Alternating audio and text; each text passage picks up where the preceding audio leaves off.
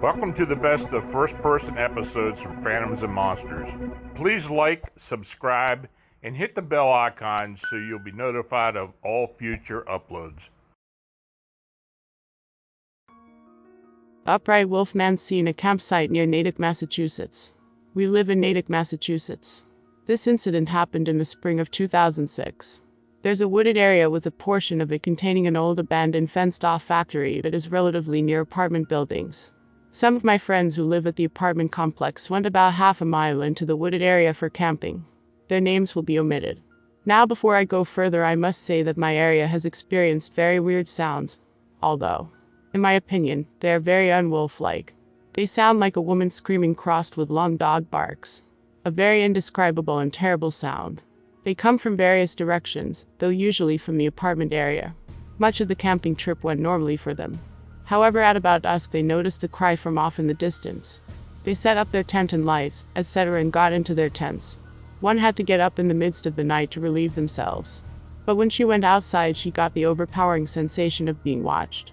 She returned inside and roused her boyfriend to come out with her. When they got out, he too felt the sensation, but at the time said he didn't mention it in order to comfort her. As she was going, her boyfriend swears he saw something walking away from the campsite. He could see it through the brush to the right of the tree where she was, a large, approximately 6'5" to 7 foot in height, man-shaped figure, covered in grayish fur, sporting wolf-like features and a bushy tail swaying behind it. He was shocked and ran into the tent, leaving his girlfriend, who came running in a moment later, after hearing the rustling of the creature. Throughout the night they, and the others, who awoke during the commotion, stayed awake, continuously thinking they heard the cry in the distance. They never encountered it again, but left promptly in the morning. PT.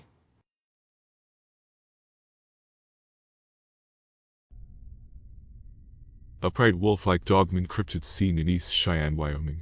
This occurred in 1992 when I was in my senior year of high school. I was cruising around at night in a small area where people used to go four-wheeling, though it is now a developed area. This is in East Cheyenne, between the area known as Sun Valley and Lincoln Valley Auto Salvage.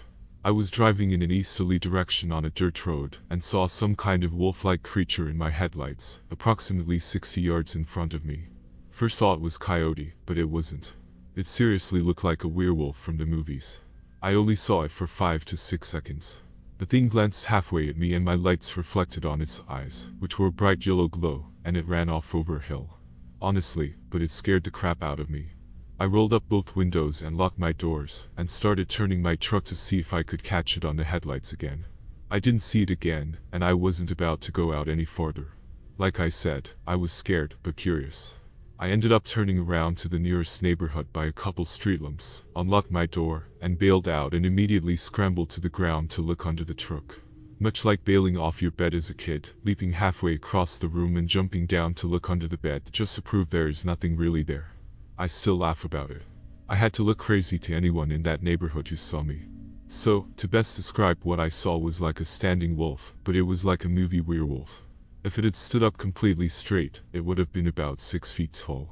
It wasn't completely covered with hair, if any at all.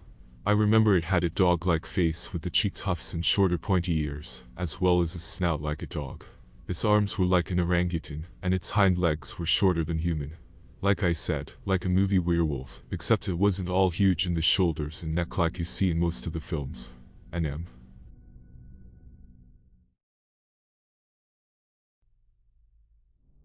Menacing orange-eyed canine Dogman cryptid encountered near Guntersville, Alabama. I've always had weird experiences, be it ghosts or strange animals. It just always seems to follow me and my family. We had just recently moved into an old farmhouse just off the main road near Guntersville, Alabama. The house comes with 88 acres of land, and only 4 people live on or near the land, including us.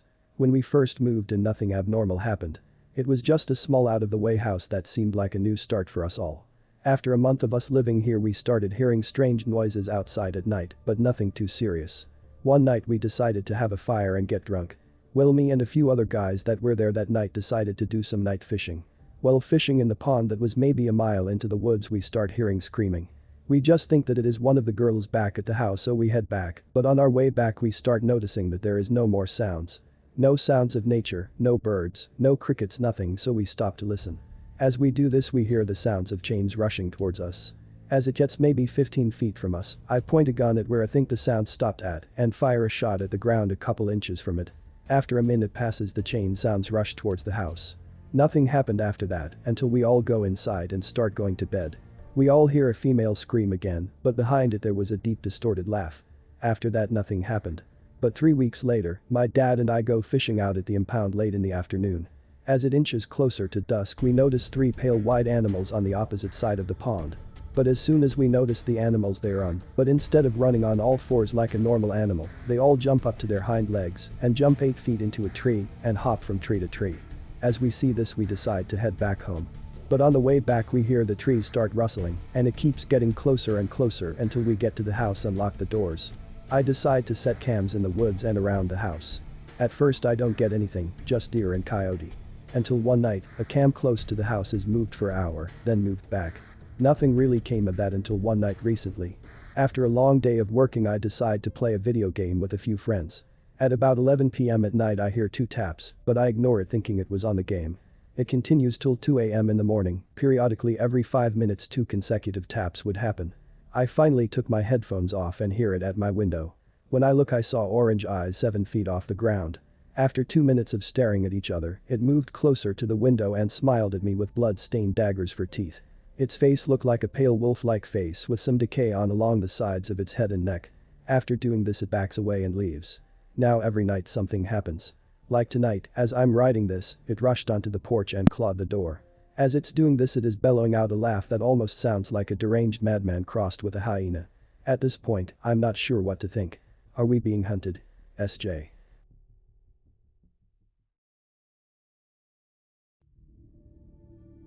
Black bipedal cryptid wolf Dogman observed at West Grand Lake, Maine.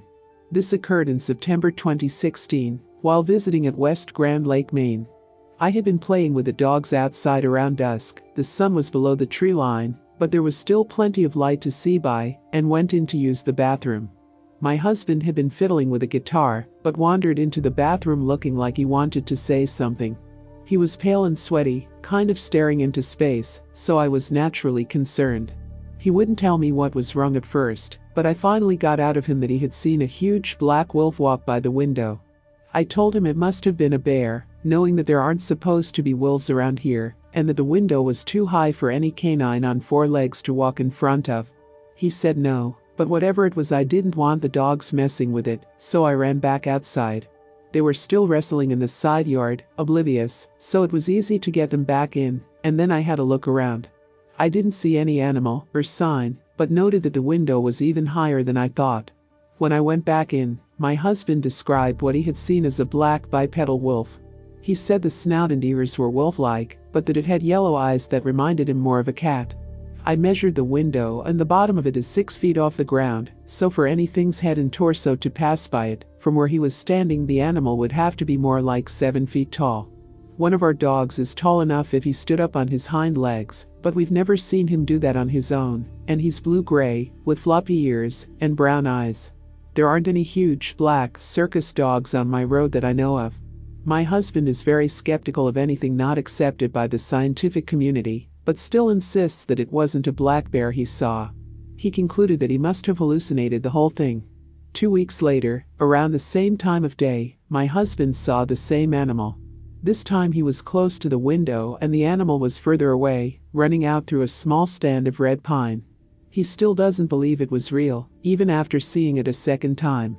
And then, not sure if this is related, about a week after that I was gardening and my husband comes out back calling for me, really shook up again. He said he was sitting in his computer chair and thought I was standing over his shoulder.